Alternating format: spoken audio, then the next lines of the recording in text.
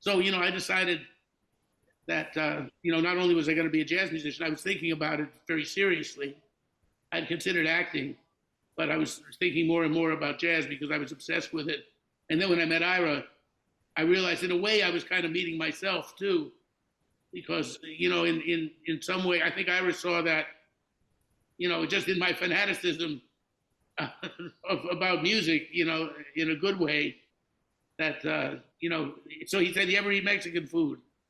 And then we went out, he said, "Oh, come on, I'll take you out for Mexican food." I'd never eaten Mexican food. So on the way out, this is the story that I was going to say, that he said, "Here's my car." Because, Stan Getz, I'd met Stan, and Stan was going through the Boston, this is 1965, and he was at the height of his Bossa Nova period, and right. He was getting a lot of money. And, he lived very well, and isn't that so? Ira played, every bit as good as that.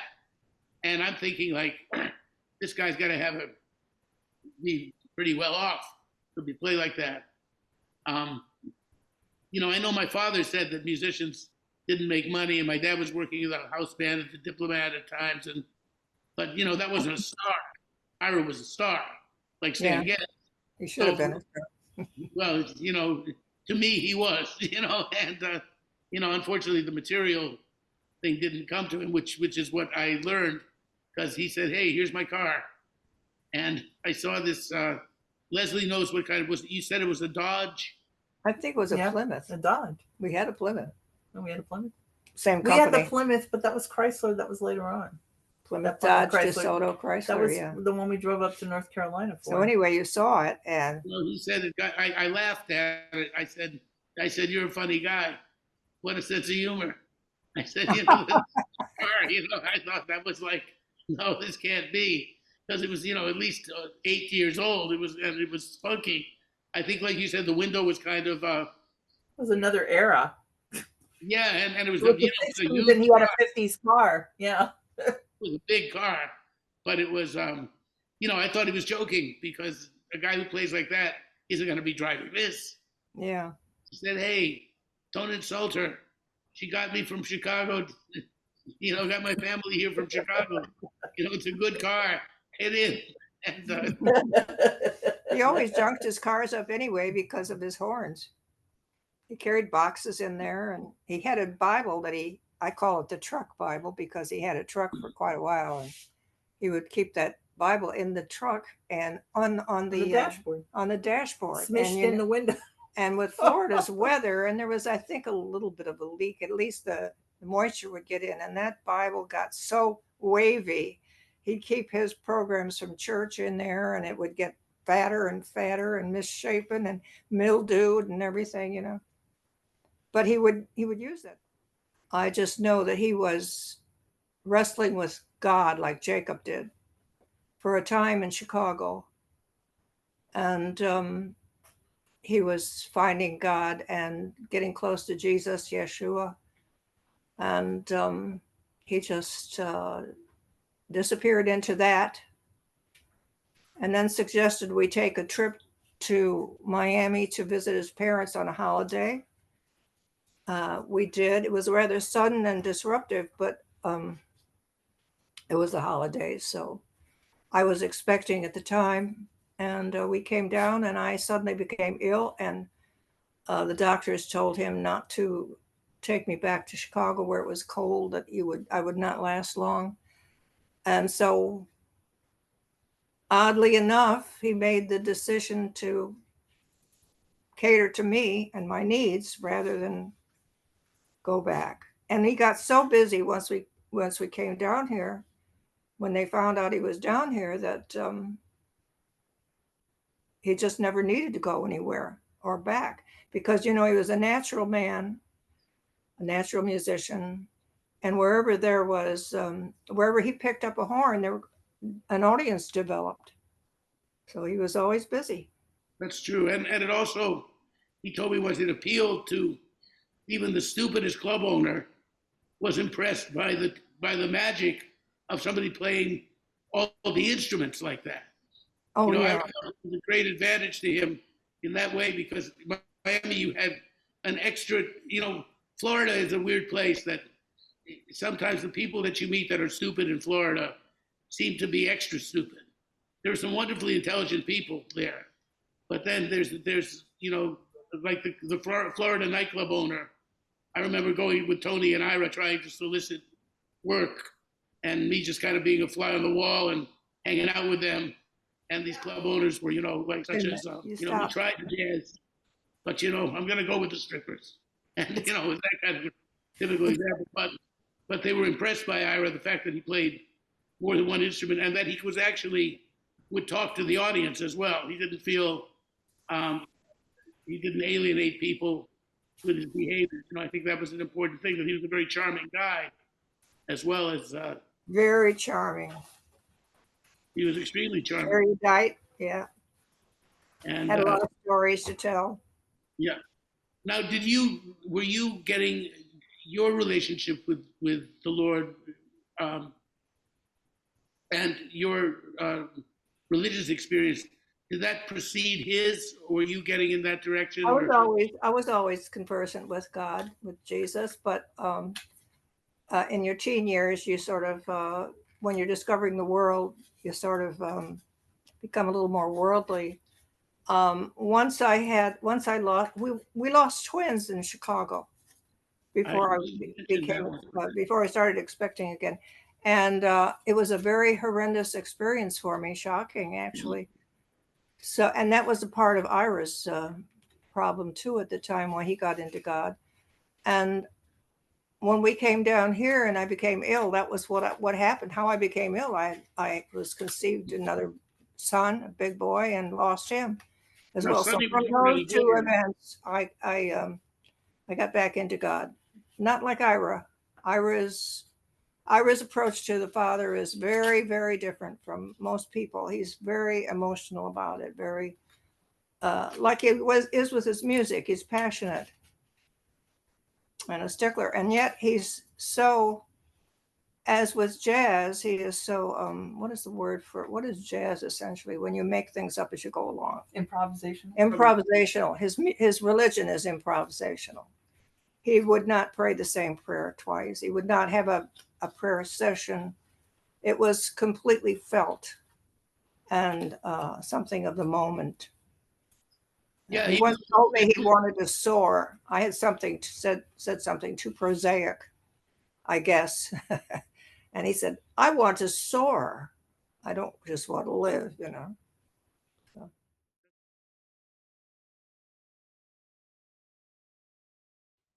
Ira was kind of like Alfred E. Newman. What, me worry? Yeah.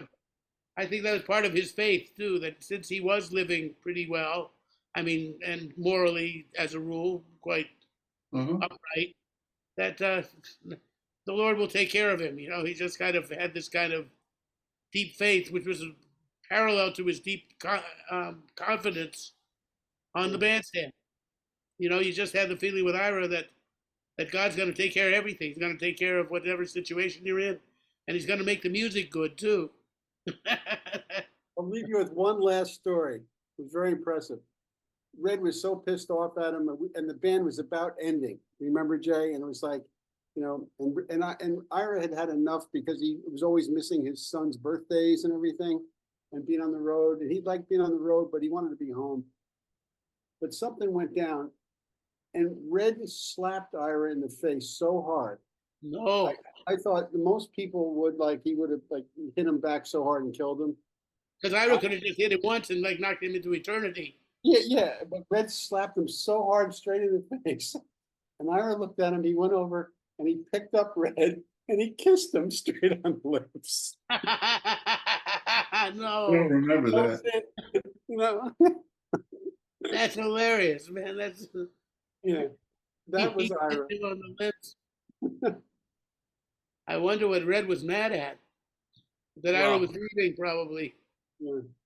Yeah, but that's he kissed him. That's hilarious.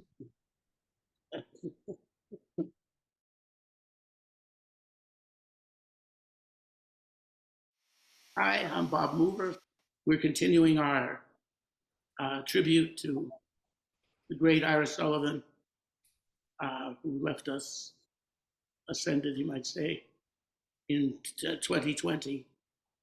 And Ira touched the lives of so many of us. He was a musical father to me and many, many other people. And today we're visiting with a very fine jazz singer who's sung with everyone and been around, currently resides in Las Vegas, JoBel Yonelli. And hi, JoBel. Hi, how are you doing, Bob? I'm okay. I'm glad to meet you. Finally, to see you. We've been exchanging each other's music over YouTube, over email the last few Yes. days. And I've heard some lovely things that JoBel has recorded. And we're fellow tunesmiths. We both Yeah. love songs. I And- loved your stuff too, by the way. So, yeah. Oh, thank you. Yeah, I really enjoy. She brought Ira into the studio a few years ago. I guess back in the '80s, and they recorded some lovely tunes. She sent me 3 of them. And if anybody's interested in putting records out, who's listening to us out there, you can talk to JoBel about maybe getting some of that out. It's very good. And Ira was a tunesmith. You know, that was one thing that, you know, that he was known for. And he had this love of songs, you know, that I've quoted this before from Dave Frischberg, who said to me once, he said, there are 2 kinds of cats. He said, some people get into it to playing music because they love the instrument and they want to be really good and master the instrument. And anybody who plays an instrument has some of that. But there are other people whose deeper reason for getting into music was to play songs. Right. And those of us that love songs, that's really the motivating force for everything behind it, you know. And you know, I spend many nights with Ira and different piano players, often the Castellano twins, Tony and some other people, just going through tunes and learning tunes like Strange Music. He always played that strange music. Yeah. Yeah, That was one of his favorites. yeah, we found that together, actually. Tony Castellano knew that song, and he taught it to Ira, and Right. I our all-night sessions. In fact, another story that I liked about Ira myself is one night I was on my way back from Brazil, and I stopped in Miami to see my mother, the Ira, the Miami people that I kind of grew up part of my childhood in Miami. So Ira was playing at a club called the Lion's Share, and he had Jocko on bass. And after the gig, though, we were hanging out having a glass of wine, as Ira was wont to do, and often, you know, hung out with the entourage that happened to be around him that particular night, right?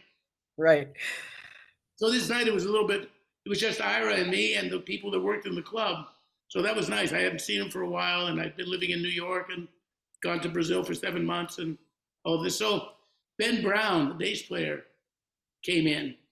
And Ben was, I believe he was a student at the university at that time, or had just graduated. He later moved to New York and actually took over for Bob Cranshaw on Sesame Street. Right. And played with Dizzy. And Ben was a fine bass player. But Ben comes in, and it's 3 o'clock, almost 4 o'clock in the morning. And Ben walked into the club, and he's got a list of 50-something tunes. Because Ira had told him, you know, you play great, but you don't know any tunes. So he said, Ira, I learned these tunes. These are my, you can call any of them, and I got them. And Ira said, really? Okay. So we went to the back room. Ira says, get your horn back out, because I had sat in. And so Ira had his flugelhorn. He got his flugelhorn out, and I had my alto. And for the next 3.5 hours until 7 in the morning, we went down that list, one tune at a time. Right. And it was just so much fun to just sit there and play a chorus and then go to the next thing, you know? Oh, yeah. So that was, but that love of songs. So how did you meet Ira, and what's your story with Ira, Joe Bell? Just, I worked in Chicago at Andy's Jazz Club, and I sang there with Von Freeman, Eddie Johnson, John Young, Wilbur Campbell, all the guys. And all of them Ira had known for his whole life in Chicago. And so he would come into the club. We met in 1977. right, and Ira was visiting Chicago every summer at that point. He would come a couple times. Correct. Chicago. He was Correct. He would do the jazz festival in August and the jazz showcase. And I did a lot of stuff at the jazz showcase. I was, close with Joe Siegel and all the guys. So,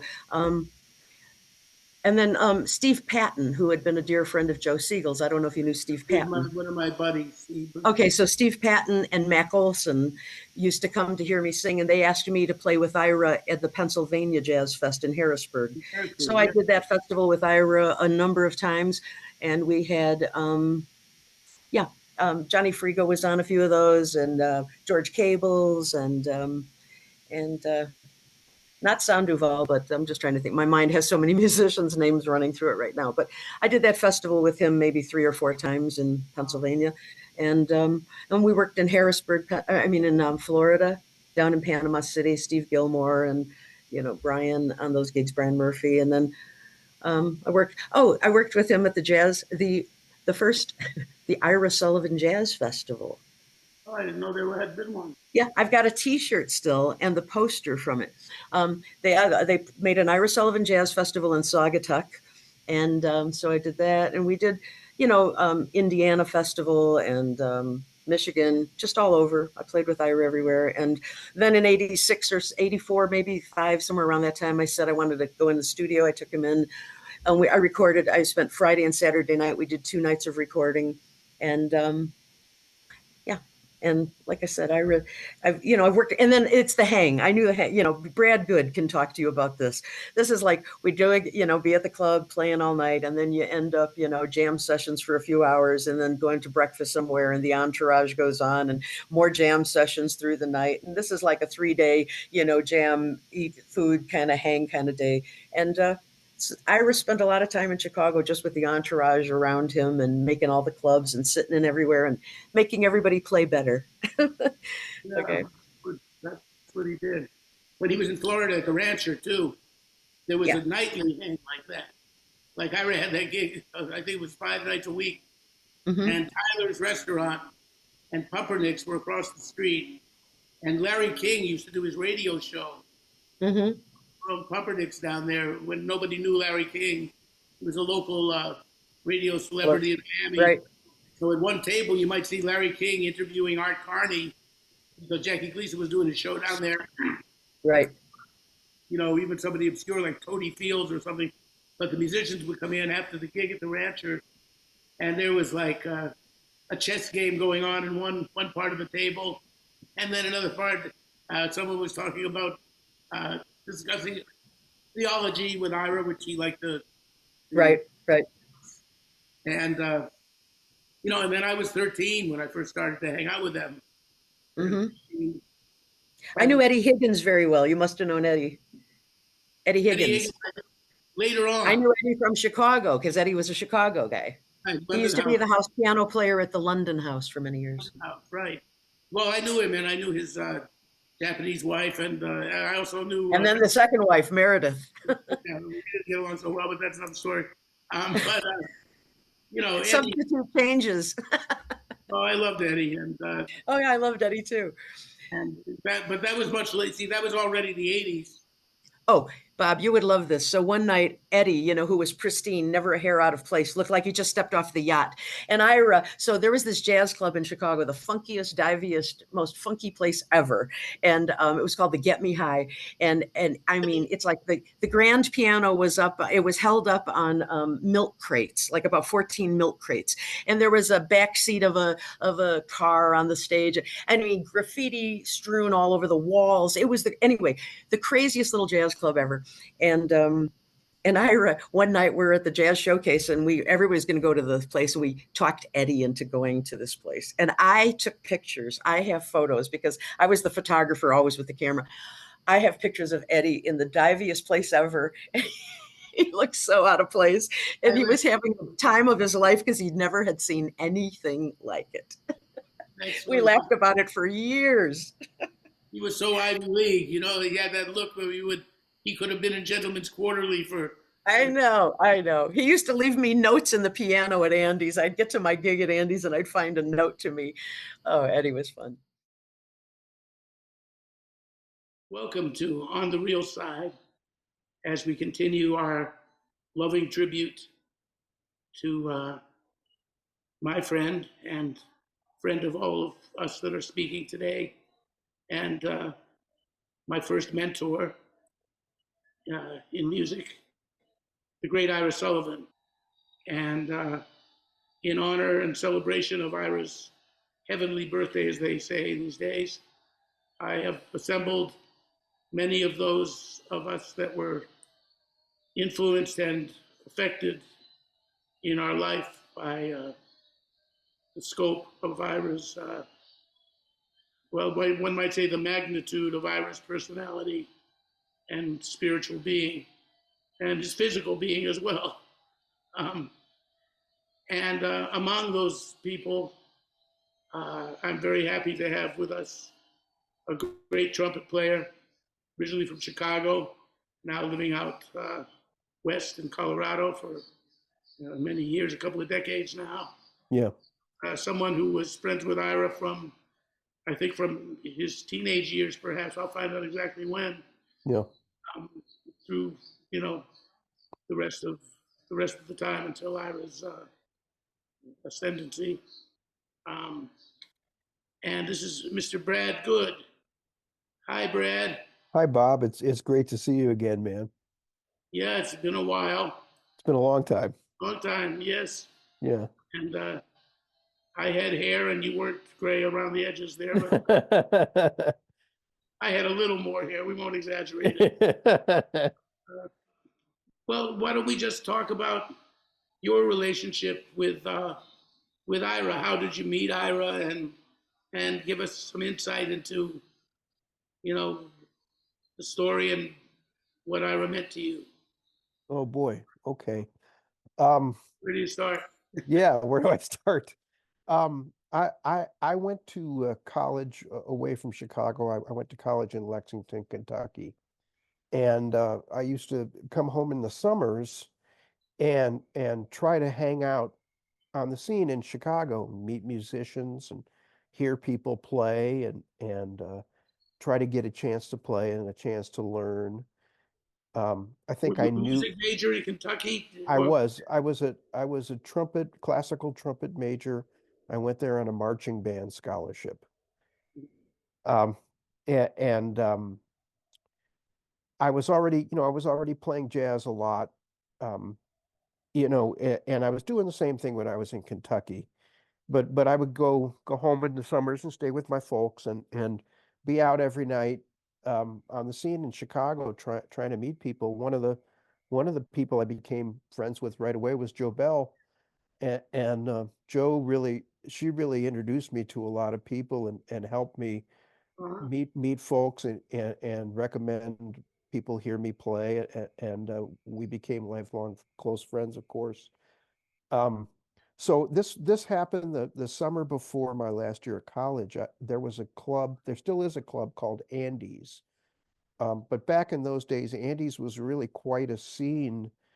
They had early evening jazz, and the people who worked in downtown Chicago would go to Andy's and make this big hang and hear the jazz before they'd get on their trains and go home for the evening. So the jazz at Andy's was like 5 o'clock to 8 o'clock. Now, yeah, and it was a huge room packed full of people, hundreds of people every night to hear the great Chicago players play, and it was all the great older Chicago swing and bebop players that were playing there, and Joe Bell was singing there, and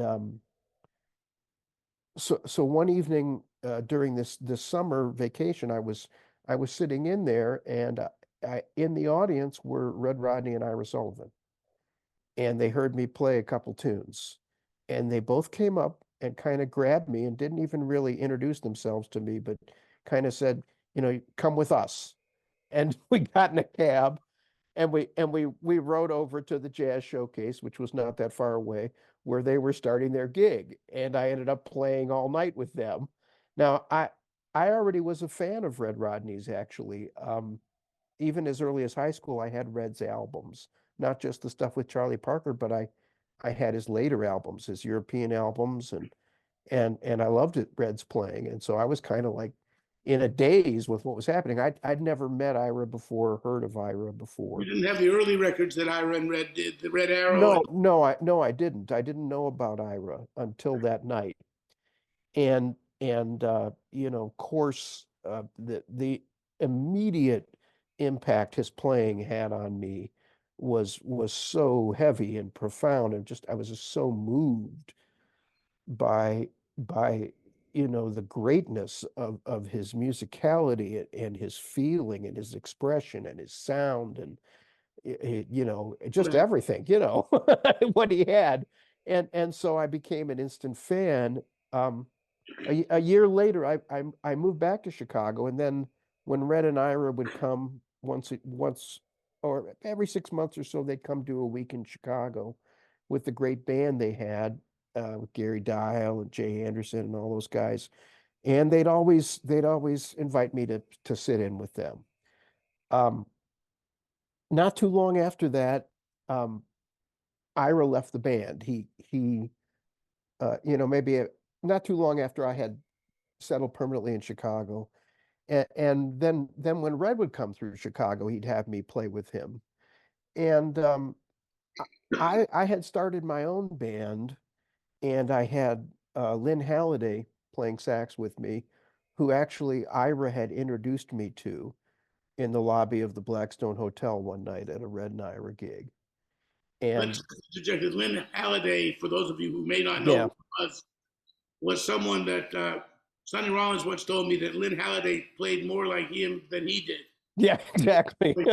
In in 1957, he played like that period of Sonny, like an early period of Sonny, and then he was off the scene for many years. There was rumor that he had been, not rumor, but the story was he had even been shot and had a, you know, He had a bullet lodged in his brain. that's what I'd heard. Yeah, And he was living with that, yeah. And he had some issues for sure. But you know, I had started this band with Lynn, and Jody Christian was playing piano with us. And really what was happening was, I was getting a lot of notoriety, and the clubs wanted me to have a band, but I wanted to have the real players play with me so that I could learn how to play. You know, even though I was maybe a band leader before I was ready to be a band leader, that was kind of thrust upon me.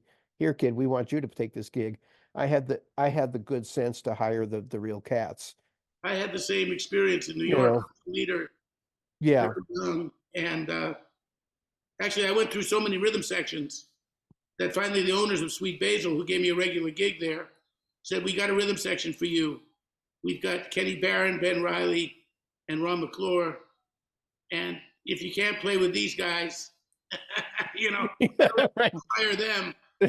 So that worked out because I yeah, went through a lot of people. But yeah. yeah, Yeah, so I was playing with all of Ira's contemporaries, and so when Ira came back, he started coming back to Chicago on his own, and he heard about what we were doing, and so we were playing a lot, and Ira would finish his gig at Joe Siegel's, and he would find us, and he would come sit in with us, and as the years went on, we developed a personal friendship, and then it became something of a routine that Ira would um, come to do a week at the Jazz Showcase, maybe twice a year, and then he would want to extend his stay. So because Chicago was kind of his version of Disneyland.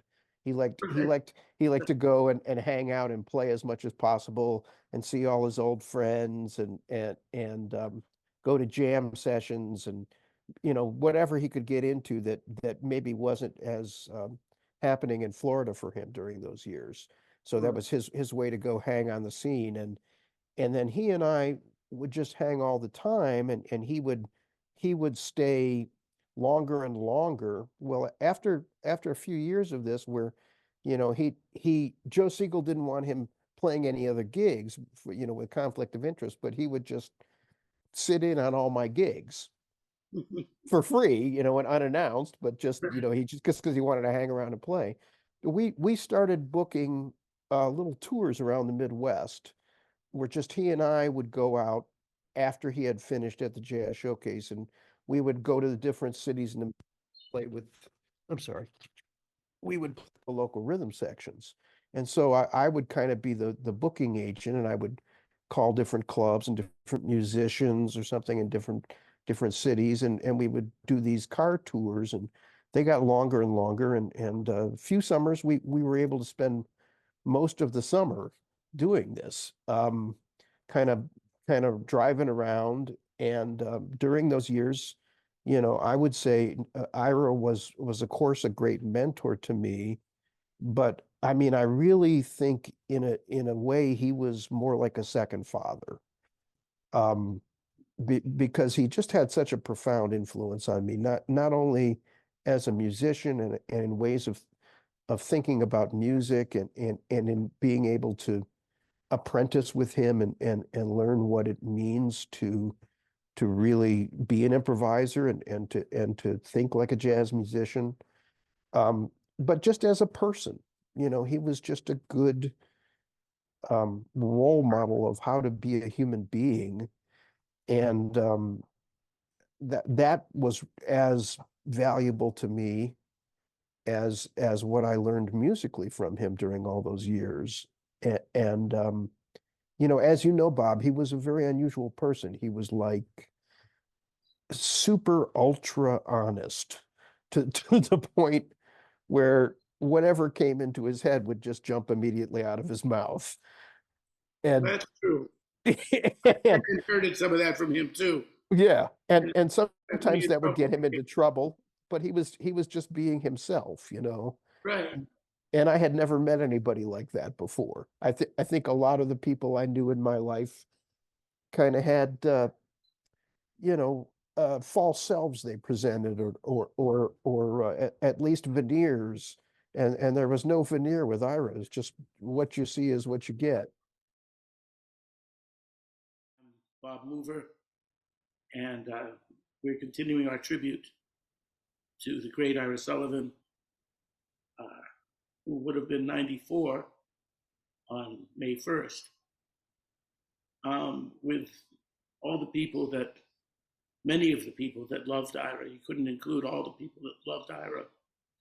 Ira left us all wonderful experiences, and changed all of us in some way. All that knew him, you know, came around his circle. And today, I'm very happy and honored to have with us a gentleman who was the person that introduced me to Ira Sullivan. A little background on this. We have, in fact, I'll bring him, introduce him first. His name is Mr. Alan Rock. Hi, Alan. Hey there, Bobby. And that's how I know you as Bobby Mover, not Bob Mover. But that's cool. I was not Bob Mover. I was Bob Mover. And at times I was little Bobby to some of the cats. I was 240 pounds when I was 13, 14 years old, and known as Little Bobby. So people And would you're say, still 214 pounds. I'd say I've maintained the same weight. Yep. You know, Well, it's- and, which is a gift. it's a gift. Actually, I've been so many sizes, as they say, I could open a clothing store. No. But you know, this is my present size. Yeah, people say, is Little Bobby coming? And this short, fat little guy with an alto would show up. And I had only been playing actually 3 months when I met Alan. Alan had a jazz radio show every night, and he was sounded so cool. The bass would be walking in the background, and he'd say, "Good evening, jazz." Oh, so can you say it for us? The Jazz on the Rocks. Yeah, well, that was the name of the show. We called it Jazz on the Rocks. And, you know, recently I've been thinking that I'd love a billboard, because I'm still doing a jazz radio show here in Orlando. But I'd love a billboard that says, the only rock in Orlando, Alan Rock, and the call letters of the station, because that's my name, you know. I was born with it, and I only played rock music for about 2 months when I got fired for playing 3 records at the same time. You did that? I did. I figured it sounded as good as Ornette Coleman. You know, So you were a performance artist. well, That would be considered performance art now. now it's BS artist, but that's all right. Yeah, right. But anyway, Alan had a wonderful radio show, and I was 13 and had just started really listening to jazz about a year and a half earlier. And I listened. Anybody who knew anything or had a jazz record, I was over at their house listening. So I actually could identify quite a few people. And each night, Alan would have a blindfold test, which is where he would play something, and you would call in if you could identify the artist it was. So he would play somebody like Dexter Gordon, who was not a household word at that time. You know, in fact, was still living in Europe. It was kind of obscure and had just made these things. Or, you know, he would play, you know, Sonny Clark, or ask you to identify somebody like that. And I won a few times. And, you know, Alan said, you should come down to the show and pick your records up. So, you know, I was living at a place, a kind of a home for children whose parents couldn't afford to have them or something. It wasn't being awarded the state, but it was a funky place. And the good thing was I had no supervision. Nobody cared. I could disappear for 2 days and they wouldn't know. You know, so I'd say it was also in South Beach, which was not a fancy area at that time. It was actually kind of a slum. That's And right. Alan was there, and I would go out on my bicycle and go over to the station. And Alan let me be part of the show when he saw that you didn't expect a 13-year-old kid. You thought I was a woman, right? Because I had this high voice. No, I didn't know what to expect. Yeah. And so Mr. Alan Rock is now going to tell us about his relationship with Ira, which the story I've always really wanted to hear. Tell you how I met our Ira. I think you'll get a kick out of this. There was a piano player that had a big band down in Miami by the name of Don Ippolito. And Don asked me if I wanted to do a concert at a place called the Mr. James Club, which was a very popular club. And don't forget, we're talking about the 60s now. And it was, we're talking about 1964, I think it was. And at that time, integration wasn't a huge thing. We had very little integration in clubs or any place else. And the Mr. James Club, though, was an integrated club. It was what they call a black and white club in those days. And I said to Don, man, I'm a disc jockey. I can't afford a big band. I'm thinking musicians are going to get paid a lot of money. So Don calls me aside, says, we'll play for $5 a man. So now I got a 17-piece big band. I think it was 17, maybe 16, 18, I don't remember. But I'm paying $5 a man. That I could come up with. Mm-hmm. And he said, but we need a celebrity. We need somebody to draw. I said, well, do you have any recommendations? He said, a guy from Chicago has moved to Orlando. His name is Ira Sullivan. Maybe you can get him. Oh, moved to Miami. Yeah, moved to Miami. What did I say? Orlando, I think. Oh, moved to Miami. And I said, where does he live? They said in West Hollywood. Does he have a phone? No. I said, well, how the hell do you get a hold of him? And they said, that's your job. So I found Ira. And it was in July, scorching hot day. My wife was pregnant with my daughter. We're standing in the sun, sweating, and Ira and I are standing there talking. And I was telling him about the band and the concert and everything. Everybody would like him to come. He says, how much are you paying the musicians? I said, Ira, I'm embarrassed to say $5 a man. So I said, Ira says to me, he says, well, he said, I'm not going to do it for $5. I'll do it for 15. So Always a negotiator. yeah, so we had Ira, and we now get to the rehearsal, which was the day of the concert. The guy's going to run through the book a couple of times. And Ira was sitting next to a trumpet player. I'm sure you remember the name, John Giorgini. Yes, he was the Oh, he was a, director of the Miami-Dade Jazz Program, and I used to yeah, hear him jam over at H&S Music. Go ahead. John was just a marvelous trumpet player. And he was lead, I guess called lead trumpet with this band. And Ira was sitting next to him. And they're running through the music. And if you listened really close, you would see, or hear, I shouldn't say, you'd hear Ira about a hair behind John, just a hair. I mean, you really had to have ears to hear that, but he was a little behind. And I'm saying to myself, I said, everybody's raving about this guy. He can't even read music. They went through it the second time. Ira was pulling the band to him. He was right on the nines, kicking it, playing like crazy. So I remember after the thing, I said, Ira, what's this? He said, I said, don't you read music? He says, a little bit. He says, I know where the notes are. He said, well, how do you do it? He says, I hear it. He hears the rhythm, he sees the notes, and the rest was God's talent coming through him. So I mean, he was just an amazing musician, an amazing human being as well. I mean, you know, you can say that there are musicians that I've never. Well, I don't know if that's true, but there's very few jazz musicians that I can say that aren't just wonderful people. There's something about the jazz community that is really cool. There were a couple of people that had some bad reputations out there, but you can almost count them on one hand. And you know, they're just most of the jazz musicians I met were just beautiful cats. I had the pleasure in my life of and meeting and hanging out with Lionel Hampton. I had the pleasure of interviewing Duke Ellington, Count Basie. Do you remember a guy by the name of Jerome Richardson? Wonderful reed player. Yes, of course.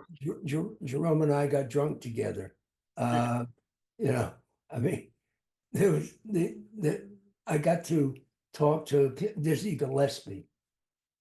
You know, I got to meet so many nice people.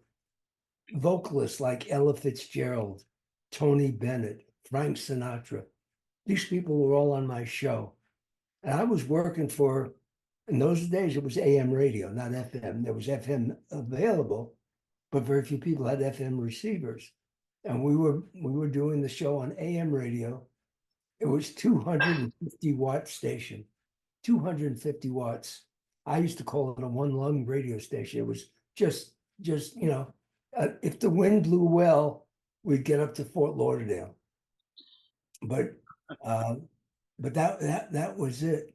And Ira and I really started working together and doing some concerts. But then I got the opportunity. There was a hotel on Miami Beach called the Seville Hotel, and they had a downstairs room. And at the downstairs at the Seville, we made it into a jazz club, and we didn't start the music till 11 o'clock at night. 11 o'clock at night is when the band started to play. Until then, we had a bartender there, and I had a jukebox, and the jukebox had nothing but jazz 45s in it. I don't know if any young people listening what a 45 was, but they had 45 records, and it would play all night long. I mean, some people would put money in it, but even if they didn't put money in it, we'd program it to play. And every musician that was in Miami would show up there at some time or another with their horn, because every musician wanted to sit in with Ira Sullivan. I never met a musician that didn't. Hi, I'm Bob Mover. We're continuing our celebration of the life of the great Ira Sullivan, and he touched so many lives in the process of his stay on this planet. And among them, I'm honored to have today Congressman Maxwell Frost. Hello, Maxwell, or Congressman. No, Maxwell's fine. Hello. Thank you so much for having me on. Oh, thank you for being here. There's a twofold reason why Congressman Frost is here with us.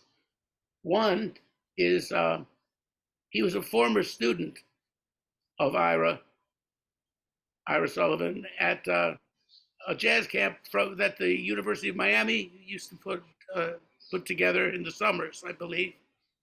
And we're going to get into that. Rather a beginner. What was your instrument, Congressman? So this is, I've been drumming since the second grade, and I went to an arts middle school and high school. And so it was my first year applying to go to the University of Miami Young Musicians Camp, and I applied for the Jazz Honor Program, where you get to play with Ira. Actually, the first year I applied, I was in the lower program, and I'd always kind of sneak away and watch, the honors program practice with Ira. And I said, that's where I want to go next year. So then I applied the next year as a drummer, and I believe I was in middle school to be in that program, and I got accepted. And I remember when I got there, the first thing Ira said was, I picked you because I liked your press rolls. I like your rolls. Their rolls were really good. They were really solid. And I said, thank you, and I was pretty young to be in that program. I actually was kind of surprised I got it. How old were you, Max? Let me see. I was probably 14, around there, 14, 15. And so I hop on the drum set for the first practice, and I think, I still had a ways to go in learning how to really get into the pocket. And so I played on a few songs, but Ira came up to me and said, hey, in your audition, you also submitted you playing classical instruments, which was true. I played, as a percussionist in a classical band, I played everything in the percussion section, and one of those were vibes. And Ira looked at me, and this was a big defining moment for me in my life.